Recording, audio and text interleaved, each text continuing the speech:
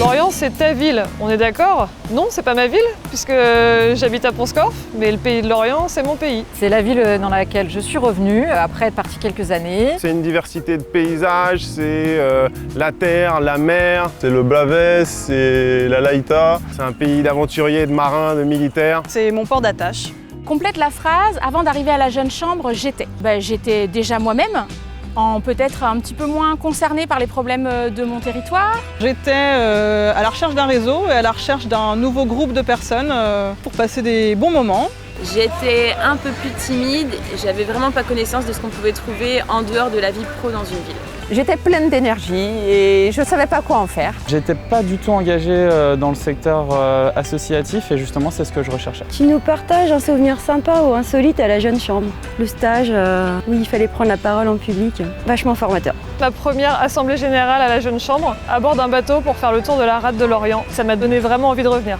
Le congrès de Poitiers, on s'est tous retrouvés là-bas, on a eu le Futuroscope privatisé, on a passé des moments vraiment géniaux. C'est quoi le dernier projet que tu as mené dont tu es super fier? C'est le World Cleanup Day, parce qu'on l'a initié ici et qu'il a été repris et qu'il a fait des petits. La dernière action qu'on a effectuée, c'était de faire un rallye street dans les rues de Lorient, donc c'était un jeu ludique pour adultes et enfants. On a monté un projet qui s'appelle Carte Sonore. L'objectif, c'était de mettre en place dans les restaurants des menus sonores à destination des personnes malvoyantes. Aujourd'hui, il y a une association qui continue à faire vivre ce projet. Un génie t'offre deux vœux, un pour toi et un pour le pays de Lorient. Ouais, là c'est le moment où tu as envie de faire Mère Teresa et dire la paix dans le monde, quoi. Eh bien, je voudrais revenir 10 ans en arrière, pour plein de raisons, et notamment pour rester plus longtemps à la JCE, par exemple. Et un pour le pays de Lorient, j'aimerais que tout le monde circule en vélo.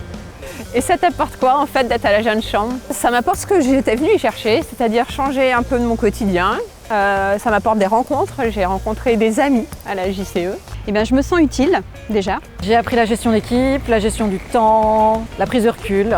Et je pense que ça, c'est déjà pas mal. Ça m'apporte l'échange. Ça apprend à travailler ensemble, ça apprend à se connaître soi et à progresser sur plein de choses. C'est se retrouver régulièrement, mener des actions, faire des réunions dans des bars. Ça veut dire quoi? Incubateur de leaders citoyens. Ah, j'aime pas cette expression, alors ça va mal se passer. Hein.